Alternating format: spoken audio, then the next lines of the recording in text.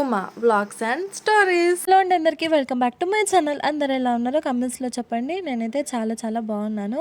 ఇక్కడ మా చిన్నమ్మమ్మ రొట్టెలు చేయడానికని పిండి తడుపుతుంది. మా అమ్మమ్మనేమో బయట కూర చేయడానికని అన్ని సామాన్ బయటికి తీసుకెళ్తుంది. ఇక నేనేమో కూరకు సంబంధించిన ఉల్లిగడ్డలు, టమాటాలు అన్నీ కట్ చేస్తున్నాను.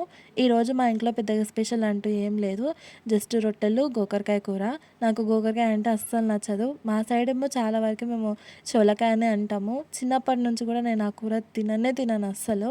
ఎప్పుడన్నా ఆ కూర ఇంట్లో చేసుకున్నామంటే నా కాడికి నేను సపరేట్గా వేరే ఏదన్నా కర్రీ చేసుకుంటాను. ఇంకా ఆ కూరకి కావాల్సిన ఉల్లిగడ్డ, టమాటా కట్ చేసి పెట్టాను. మా అమ్మమ్మ బయట పొయ్యి మీద వేసింది. అందరిలాగా మా అమ్మమ్మ ఉడికించి చెయ్యదు కర్రీ. ఫస్ట్ అయితే చోలకాయని నార్మల్ పెంక మీద వేయించుతుంది అనమాట. ఇప్పుడేమో బాండీలో వేయించుతుంది, కానీ చాలా వరకు అయితే పెంక మీద వేయించి ఆ తర్వాత వాటిని కర్రీ చేస్తుంది. మా ఆయన ఫాస్ట్గా వెళ్తారు కాబట్టి లోపల చేస్తే కొంచెం లేట్ అవుతుంది. అందులో ఎట్లా బయట చిన్న స్టవ్ పెట్టింది కదా రొట్టెల కోసం అని నేను మా అమ్మమ్మకి బయటనే ఉడికించేసి ఇవ్వమని చెప్పాను. కర్రీ అన్నీ వేసి కొంచెం ఉడికిన తర్వాత వాటర్ పోస్తాం కదా, ఇంకా ఆ ఉడికిన ఇంతసేపు ఈ లోపల ఇంట్లో పెడతా అని చెప్పేసింది. ఇప్పుడైతే కర్రీ అయింది, కానీ అమ్మమ్మ రొట్టెలు కొడుతుంది. నాకు రొట్టెలు చేయడానికే రాదు. మ్యారేజ్ అయినప్పటి నుంచి మస్తుగా ట్రై చేసిన నేను రొట్టెలు నేర్చుకుందామని. మెయిన్గా ప్రెగ్నెన్సీలో ట్రై చేసేదాన్ని, ఎందుకంటే అప్పుడు బాగా నాకు తినాలనిపించేది.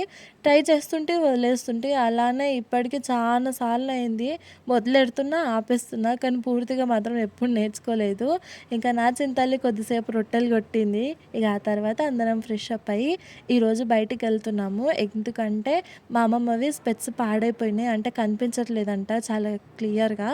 ఇంతకుముందు మా అమ్మమ్మ స్పెట్స్ తీసుకొని ఒక 6-7 మంత్స్ అవుతుంది. అంతకు ఎక్కువనే అయ్యింది కాబట్టి స్పెట్స్ సరిగా పనిచేయట్లేదు. నేను అస్సలు ఎక్స్పెక్ట్ చేయలేదు. పోయేవారికి ఏమవుతుందో మీరే చూడండి. ఇక్కడ లోపలికి వెళ్ళింది. మా అమ్మమ్మ ఫస్ట్ అయితే అడ్రస్ కనుక్కోలేదు, క్లియర్గా తెలీదు మా అమ్మమ్మకి. అటు ఇటు ఎత్తుకొని వెళ్ళేవారికి వర్షంలో చాలా లేట్ అయింది కొంచెము. ఇంకా మేము హాస్పిటల్కి వెళ్ళేవాడికి ఫుల్ జనం ఉన్నారు. మాకైతే టోకెన్ నెంబర్ 25 14 ఇచ్చినారు. చాలామంది ఉన్నారు అప్పటికి. అంతా అయిపోయే వరకు ఒక 1.5 hour అవుతుంది అని చెప్పిర్రు. కానీ అంతకు మించి 3 గంటలకు ఎక్కువనే అయ్యింది. ఎందుకంటే జనం చాలా ఎక్కువ మంది ఉన్నారు కదా. నేను మా అమ్మమ్మతో పాటు ఇక్కడ కలిసి కూర్చున్నాను. కానీ ఇంకా ఎంతసేపు వెయిట్ చేసినా పేరు మాత్రం పిలుస్తలేదు. లాస్ట్కి వచ్చింది. నాకైతే పిల్లలు మస్తుగా సతాయించిండ్రు బయట. సరే మేము ముగ్గురం యారాన్లం కలిసి వచ్చినాము. పిల్లల్ని బయటనే వదిలిపెట్టినాము అక్కతో పాటు.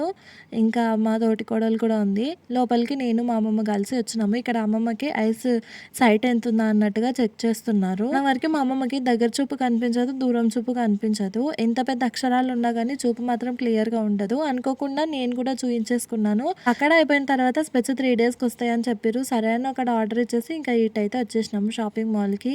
ఇవి ఎందుకు మేము మెయిన్ ఇక్కడికి వచ్చినామంటే బట్టలు అమ్ముదాం అనుకుంటున్నాము. పరిధిలో ఈ షాపింగ్ మాల్లో మాకు ఆఫర్స్ ఎక్కువ ఉన్నట్టుగా తెలిసింది. అందుకే ఈ షాప్కి అయితే వచ్చేసినాము. పిల్లలేమో ఇద్దరు ఆడుకుంటున్నారు. వీళ్ళని ఈ ప్లేస్లో ఇక్కడ మా మామ ఒక్కటి వచ్చిండే, ఆ మామతో పాటు వదిలిపెట్టేసి మేము బట్టలు అయితే చూస్తున్నాము. పిల్లలకి ఇట్లా ఉంటే వాళ్ళంతలకు వాళ్ళు ఫ్రీగా ఆడుకుంటారు. కాకపోతే వాళ్ళతో పాటు ఒక మనిషి ఖచ్చితంగా ఉండాల్సిందే. బిడ్డకు మాత్రం చాలా ఫ్రీగా దొరికిందని ప్రశాంతంగా ఎంజాయ్ చేస్తుంది. నిజం చెప్పాలంటే పిల్లల్ని పెట్టుకొని షాపింగ్ చేయడం అంటే అది చాలా పెద్ద రిస్క్, పెద్ద టాస్క్ కూడా.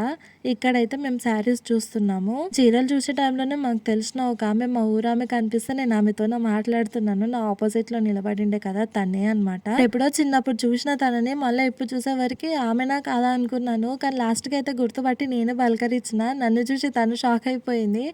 ఇక్కడనేమో పట్టు చీరల కోసం అని చూస్తున్నాం మేము. ఇక్కడ చీరలు చూస్తుంటే నాకైతే పానమంతా వీటి మీదనే ఉంది. అన్ని చీరలు మంచిగా అంటూ ఏం అనిపించలేదు, కానీ కొన్ని కొన్ని అయితే బాగున్నాయి. ఆఫర్స్ అయితే బాగానే ఉన్నాయి, కానీ స్టాక్ మాత్రం ఓల్డ్ స్టాక్ ఉన్నింది. అంత కొత్త స్టాక్ లాగైతే ఏం అనిపించలేదు. ఇక పిల్లల్ని మామకు వదిలేసినామని చెప్పినా కదా, మామ ప్లేస్ దొరికితే అక్కడ పిల్లల్ని ఫొటోస్ వీడియోస్ తీసుకుంటూనే ఉన్నారు. ఇంకా కింద శారీస్ అయితే అన్ని అయిపోయినాయి. ఒక అక్కకి అప్పచెప్పేసి పైనకి అయితే వచ్చినాము. ఈ శారీస్ తో పాటు డ్రెస్సెస్ కూడా సేల్ చేద్దాం అనుకున్నాం మేము ఇంటి దగ్గర. ఎందుకంటే రక్షాబంధన్ ఇంకా ఇప్పుడు బోనాల పండుగలు కూడా వస్తున్నాయి కాబట్టి మా ఊరు సైడ్ పోతే అని ఎక్స్పెక్ట్ చేసి ఇవన్నీ డ్రెస్సెస్ తీసుకున్నాము. కానీ కిందికి వచ్చిన తర్వాత చూస్తే బిల్లు చాలా ఎక్కువగా అనిపించింది. అందుకే కొన్ని నచ్చిన డ్రెస్సెస్ కాడికి ఉంచి కొన్ని మంచిగా లేని అనిపించిన కాడికి తీసేసినాము. ఇక్కడేమో మా అమ్మ బిల్ కౌంటర్ కాడ వెయిట్ చేస్తుంది. చాలా జనమే ఉన్నారు, కానీ స్టాక్ మాత్రం మరి అంత కొత్తగా ఏం లేదు. అప్పుడు ఎప్పుడో ట్రెండింగ్ అయిన శారీస్ అన్నీ ఇప్పుడు ముందలకేసిరు. అందుకే వాళ్ళు అన్ని ఆఫర్లు పెట్టినట్టున్నారు. నా కూతురు ఏడ నిలబడితే ఆడ అల్లారం సౌండ్ వస్తూనే ఉంది. అశ్వత్థామ కన్నా మెయిన్గా అశ్వితన్ మటన్కైనా మాకు మస్తు యాస్టక్ అనిపించింది. ఆ ఫేస్కి స్పెట్స్ లేకపోయేసరికి నేనేదో లేదు నా మొహానికి అన్నట్టుగా అనిపిస్తుంది నాకు. ఎందుకంటే అద్దాలు పెట్టుకొని పెట్టుకొని బాగా అలవాటు అయిపోయింది కదా. సడన్గా అవి లేకపోయేసరికి నాకు ఆపోజిట్లో ఏమన్నా వచ్చేది కూడా అది నా ముందలకే వస్తుందా అనే ఫీలింగ్ వస్తుంది నాకు. ఎందుకంటే నాకు దూరం సైట్ ఉందన్నమాట. దూరం ఏది కూడా నాకు మరి అంత క్లియర్గా కనిపించదు. చాలా వరకు అయితే అంత బ్లర్ బ్లర్ అనిపిస్తుంది. మేము ఇంటికి వచ్చినామో లేదో ఫుల్ వర్షం పడ్డది. ఇక్కడనేమో మా పెద్ద మామ వాటర్ తీసుకొచ్చిండు ఇంట్లో, కానీ వాళ్ళ ఇంటికి తీసుకెళ్ళి మా ఇంటికి తీసుకొచ్చిండు. ఇక్కడేమో నేను పిల్లల్ని ఇద్దరిని తీసుకొని మా అక్క వాళ్ళ ఇంటికి వెళ్తున్నాము. ఎందుకంటే మా అక్క కోసమని పిల్లలు తండ్లాడుతున్నారు ఇంటికి పోతామని.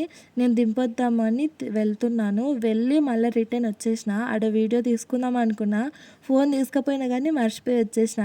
ఇంకా అశ్వత్థామ గడ ఆడ కూర్చొని గుగ్గిలు తినుకుంటూ ఉన్నాడు. అశ్వితమ్మనేమో ఆడుతుంది. ఇక నేను ఇంటికి వచ్చేస్తున్నా పని అయినా చేసుకుందామని.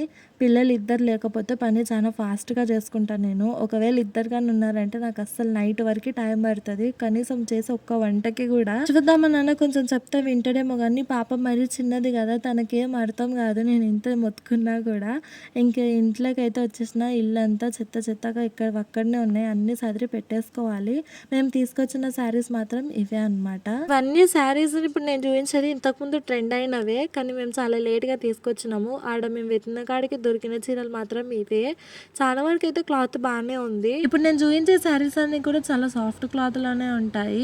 క్వాలిటీ మాత్రం నాకు చాలా బాగా నచ్చినాయి. ఈ చీర నేను సెలెక్ట్ చేసి తీసుకొచ్చిన. కలర్ కన్నా క్లాత్ చూసి తీసుకుంటారు అన్నట్టుగా పింక్ తీసుకొచ్చిన నేను.